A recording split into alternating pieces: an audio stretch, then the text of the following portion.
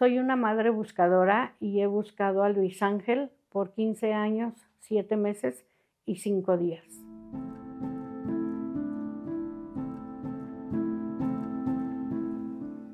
Una mujer buscadora es una persona que tuvo que tener un cambio radical.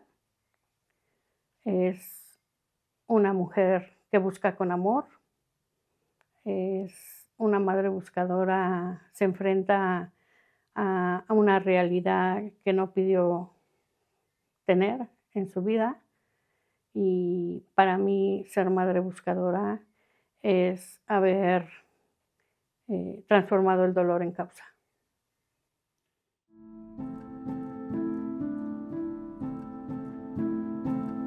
Híjole, pues darte un número así real no puedo, pero sí somos ahora ya, creo yo, pensar más de 100 madres buscadoras, más familias que se han dedicado también a esta lucha por encontrar a quienes nos hacen falta. Y las búsquedas para mí significan el encontrar lo que nos fue arrebatado, encontrar la paz y la tranquilidad que se llevaron junto con, en este caso, Luis Ángel, y con los más de 126,000 personas desaparecidas que hay en el país. Para mí la búsqueda significa amor. A través de procesos dolorosos logramos romper este círculo victimoso y salir para decir, si el gobierno no los busca y no les busca, les buscaremos nosotros hasta encontrarles.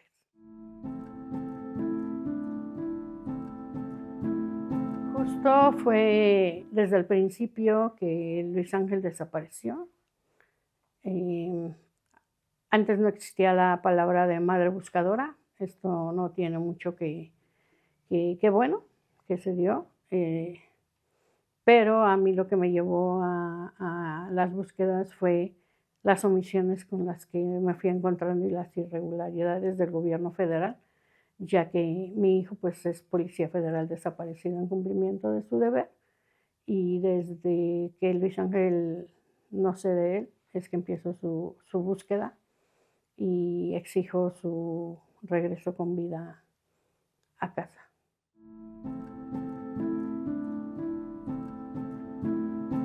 Bueno, cuando Luis Ángel desaparece, que me lo arrebatan, yo trabajaba como recepcionista en un hotel. 6 meses después de que Luis desaparece, yo tengo que renunciar forzadamente a mi trabajo porque ya no me permitían salir a reuniones ni a exigir su regreso. Y renuncio forzadamente a mi trabajo y puedo decir de esa manera porque ya era mucho hostigamiento el que me hacían para que yo ya no fuera. Entonces preferí buscar a Luis Ángel aunque no tuviera dinero y caminar kilómetros sin un peso a seguir en un trabajo donde no me permitían salir a ver qué estaba pasando con mi hijo. Y a través del tiempo yo solo tenía la primaria.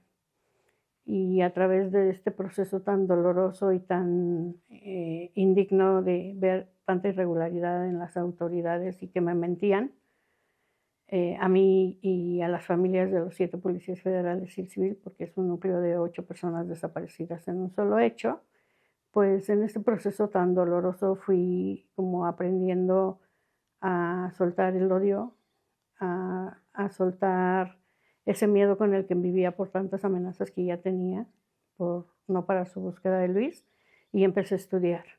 Entonces ahora este proceso tan doloroso y tan amoroso, porque pues también el amor es el que nos mueve a seguir buscando a pesar de encontrarnos con tanta inseguridad por ser madres buscadoras. Estudié la secundaria, la preparatoria, la universidad, la licenciatura en Derecho y ahora me acabo de graduar en diciembre del 2024 como maestra en Derecho Penal.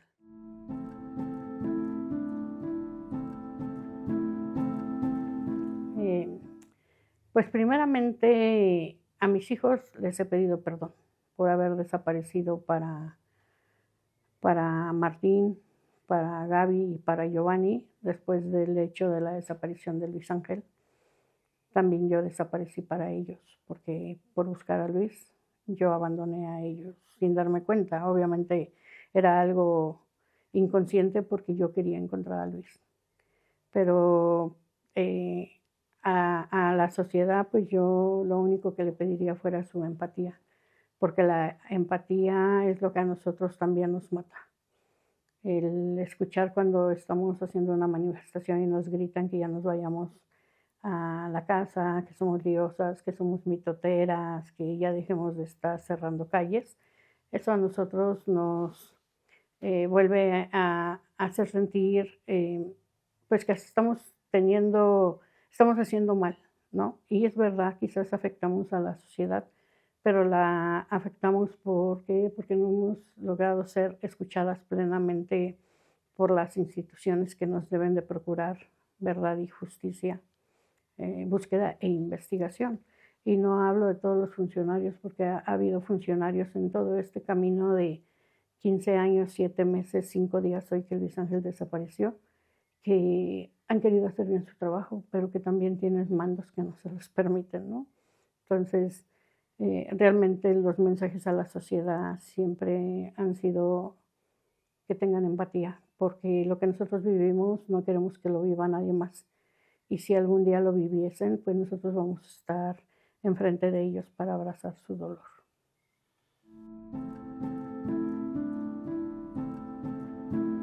Bueno, yo de principio, realmente Luis Ángel desapareció en el 2009 con sus compañeros y el civil, y solo andábamos las 8 familias, ¿no? Buscando pues verdad y justicia y que fuéramos escuchados por las instituciones. En primer lugar, a la institución a la que pertenecían los 7 federales, ¿no? El Centro de Mando de Policía Federal, con Iztapalapa, que fuéramos atendidos por quien era en ese entonces el secretario de Seguridad Pública Federal, Genaro García Luna, y tristemente cuando nos atiende y nos recibe a través de los diálogos por la paz con justicia y dignidad que empezó a presidir el poeta Javier Sicilia, porque de ahí nace el movimiento por nuestros desaparecidos en México, es donde yo me integro a este movimiento por la paz. Ya no me siento sola, ya el colectivo que teníamos las familias ya no nos sentimos solos, pero cuando exigimos que Genaro García Luna nos atendiera ante el expresidente Felipe Calderón, nos recibe, nos atiende, pero solo para decirme a mí, directamente enfrente de todas las familias y de mis hijos, de Martín y Giovanni, que ya dejara de estar buscando culpables donde no lo sabía, que mejor pensara 10 minutos cómo me gustaría morir, que era muy bonito reflexionar en la muerte. Y pues en ese momento, lejos de agachar la cabeza y que me diera miedo la amenaza, alcé mi frente y le dije que ni un minuto pensaba en cómo me gustaría morir, porque antes de morirme quería encontrar a mi hijo, a sus compañeros, al civil, y a él verlo tras las rejas porque era un delincuente, y aunque no fuera por mi caso, yo lo tenía que ver tras las rejas. Mis palabras fueron sabias y ahora él está pagando una condena y no es venganza, porque yo aprendí a aliviar mi corazón del odio para poder avanzar en un camino de, si me está doliendo la ausencia de Luis Ángel, ¿qué puedo hacer? Y no preguntarme por qué a mí, sino para qué a mí. Y en este qué hacer, pues la transformación de Araceli ahora, ¿no? Araceli no estudió para litigar. Araceli estudió por superación personal y por entender por qué los ministerios públicos me decían que el delito por desaparición prescribía, o para entender que era una privación ilegal de la libertad, un secuestro y una desaparición. Y también pues tener herramientas y buenas prácticas para que ahora lo que yo hago y lo que a mí me costó llegar a una instancia para presentar una denuncia no le pase a las personas que lamentablemente siguen viniendo atrás de mí. Ahora les muestro el camino, les abro las puertas más fácilmente, y esto no es que les quite el dolor, porque es un dolor que van a tener constantemente, pero sí es el abrirles el camino que a mí tanto trabajo me costó abrir y abrazar su dolor.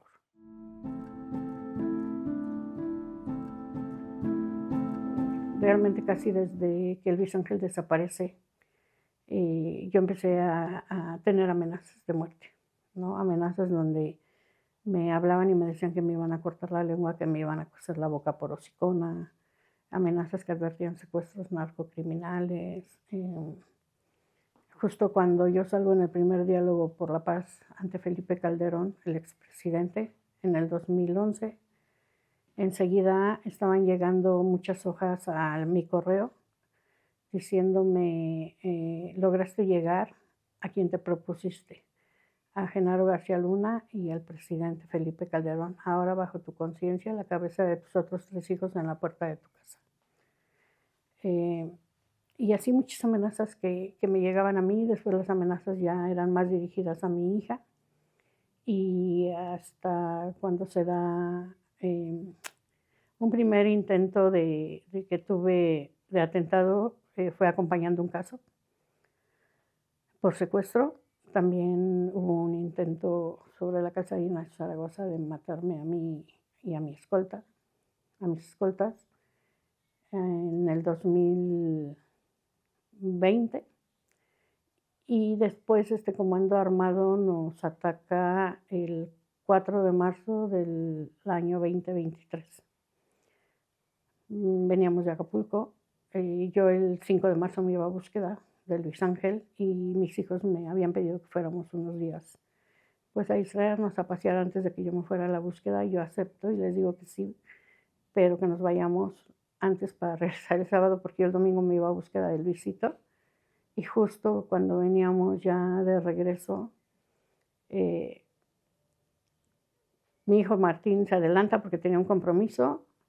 Yo me quedo en la carretera en medio y mi hija Gaby me llama para decirme que se va a comprar unas cosas que me alcanza.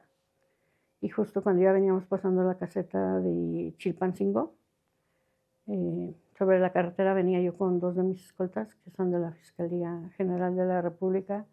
Se nos empareja una camioneta, nos apunta con las armas y de pronto ya se cierra. Se nos cierra en el paso, llegan otros vehículos, también nos cierran el paso. Se bajan unas personas con armas largas, nos apuntan y nos piden que abramos las puertas. Y pues fue algo muy difícil, pues es que en ese momento ya no, en mi mente no había nada, como que mi mente se bloqueó, como que se puso en blanco y yo nomás les gritaba que no nos hicieran daño, que se llevaran todo. Y definitivamente, pues cuando suben a la camioneta, nos empiezan a apuntar con las armas largas, nos pasan a mí y a uno de los escoltas para el asiento de atrás. Con el otro escolta manejan la camioneta unos metros, ellos nos llevan privados de la libertad y me empiezan a decir que gritar el nombre de Luis Ángel 3 veces.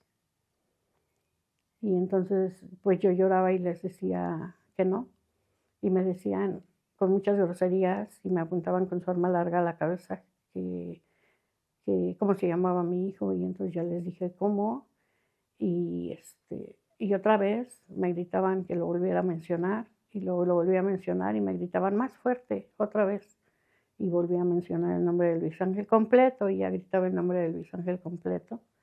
Ya de pronto se paran sobre la carretera, la pista al sol, y bajan a mis 2 escoltas y se los llevan. Y a mí me dejan en la camioneta que llevábamos del Mecanismo de Protección Federal, y me dejan ahí porque el objetivo era yo. Y pues yo les grito que por favor, sí me iban a hacer algo ya. Y me dicen que sí, pero que antes van a jugar un ratito conmigo. Y que ya después nada me va a doler, porque me empezaron a golpear. Y después ya de un rato grita otra persona que por favor ya, que les grita con puras groserías, que por favor ya estaban calentando mucho el lugar y se van. Unos en un carro y a mí me bajan de la camioneta y me llevan. Cuando el impacto más grande es cuando yo veo tirados a mis escoltas, agachados, tirados de pies y manos amarrados boca abajo. A la mente se me viene, Señor, si los que me tienen que proteger ya están tirados y amarrados, ¿qué me va a pasar a mí, no?